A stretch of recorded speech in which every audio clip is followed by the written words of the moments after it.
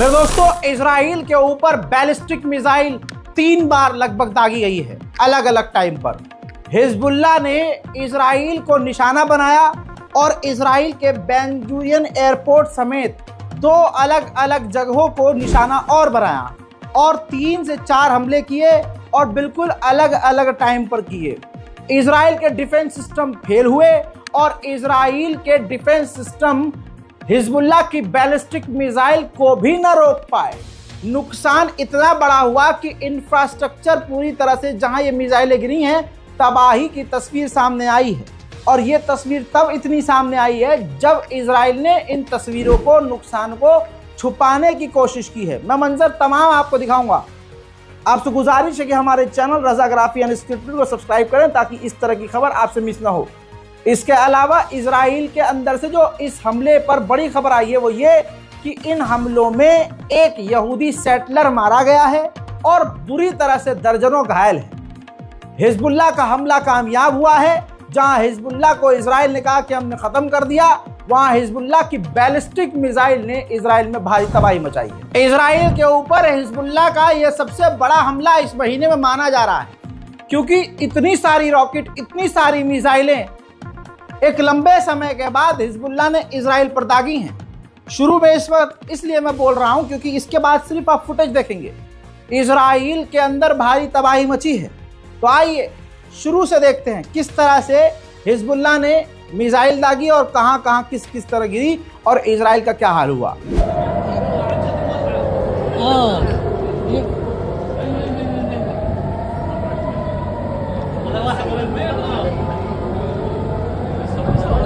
كل المركز خبطوه.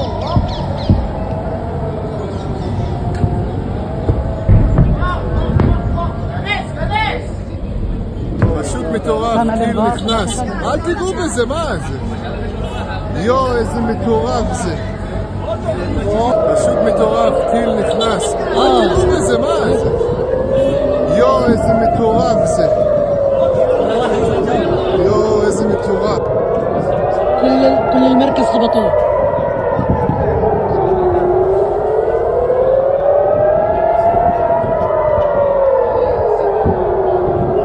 سامع الانذار ماشي النادي.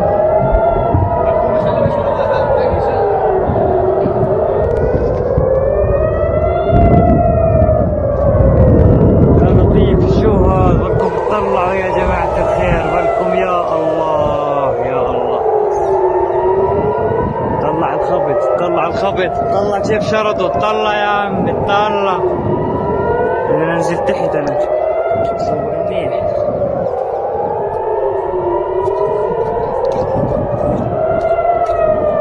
كله برجل، كله برجل. ولا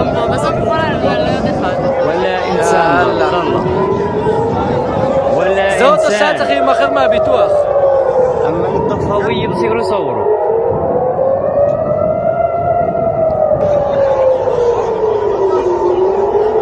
والله عرض ضل.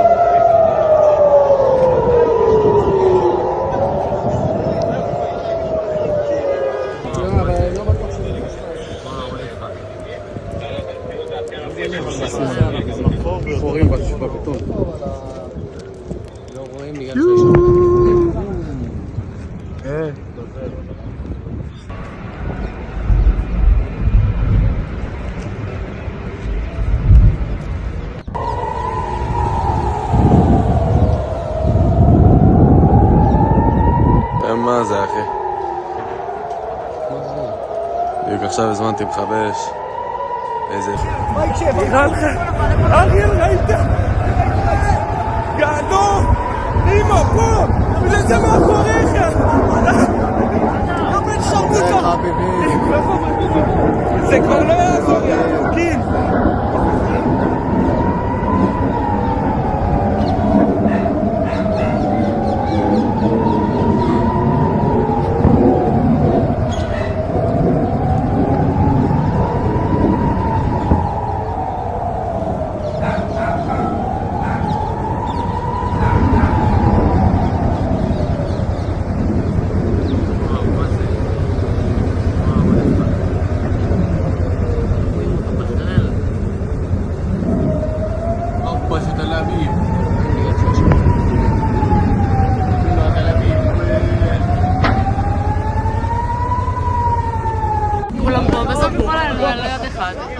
יאללה.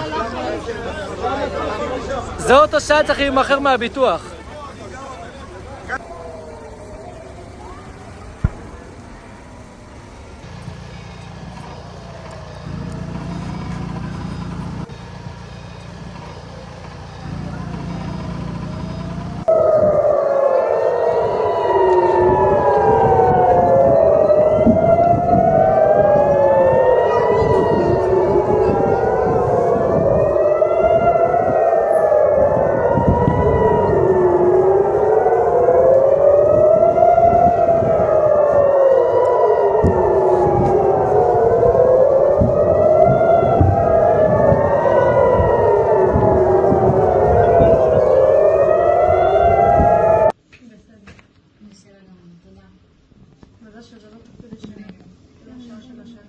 אני אנסה לבדוק על מה הסיפור שם, כי לא קראתי לפני.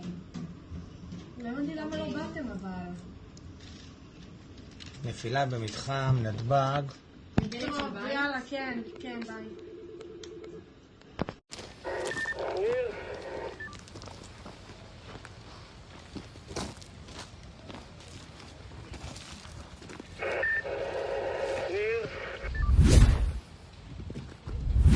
अल्लाहु Akbar.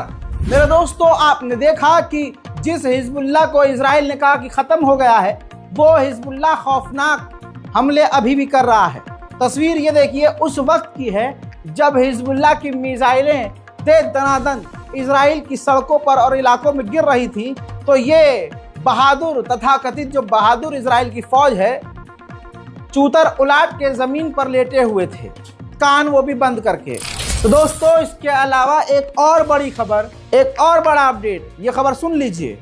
Ben Gurion airport पर Israel के जब बैलिस्टिक मिसाइल गिरी है तो खबर ये आ रही है कि वहाँ खड़े हुए जहाज, जो जहाज खड़े थे, एयरक्राफ्ट खड़े थे, वो भी क्षतिग्रस्त हुए हैं, उनको भी नुकसान पहुँचा है।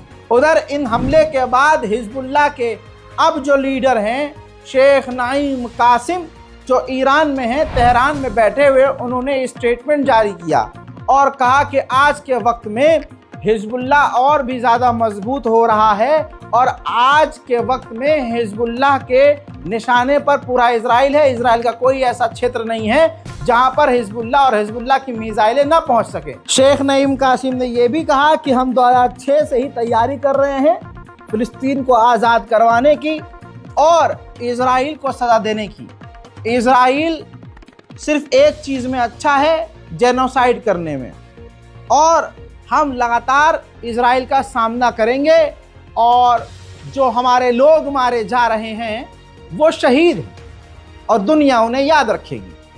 हिजबुल्लाह एक सोच है जिसे मिटाया नहीं जा सकता। साथ में उन्होंने कहा कि इजराइल को भी ये जंग भारी पड़ रही है। वहीं इजराइल के सैकड़ों सैनिक मारे भी गए हैं और हजारों बुरी तरह से घायल भी हैं। वहीं मेरे दोस्तों, 7 नवंबर से अब तक दोस्तों लगभग 10 सैनिक मारे जा चुके हैं। आंकड़े ऑन रिपोर्ट कम हैं लेकिन ग्राउंड पर रिपोर्ट ज़्यादा है। वहीं मेरे दोस्तों, आपको पता है कि शैतान जीत गया है। ट्रंप ने जो कहा था कि हम जीतेंगे वो सही साबित हुआ और डोनाल्ड ट्रंप जीत गए हैं। इससे मिडिल ईस्ट में और ख़तरे बढ़ चुके हैं। लेकिन सबसे पहला काम ये हुआ है कि नेतन्याहू ने खुद डोनाल्ड ट्रंप से घंटों बात की है। आप समझ सकते हैं कि मिडिल ईस्ट में अब और भी बहुत चीज़ें ख़राब होने वाली हैं। हालांकि जीतने के बाद ट्रंप ने कहा कि अब मैं जीत गया हूं और अब मिडिल ईस्ट में जंग को मैं ख़त्म करूंगा।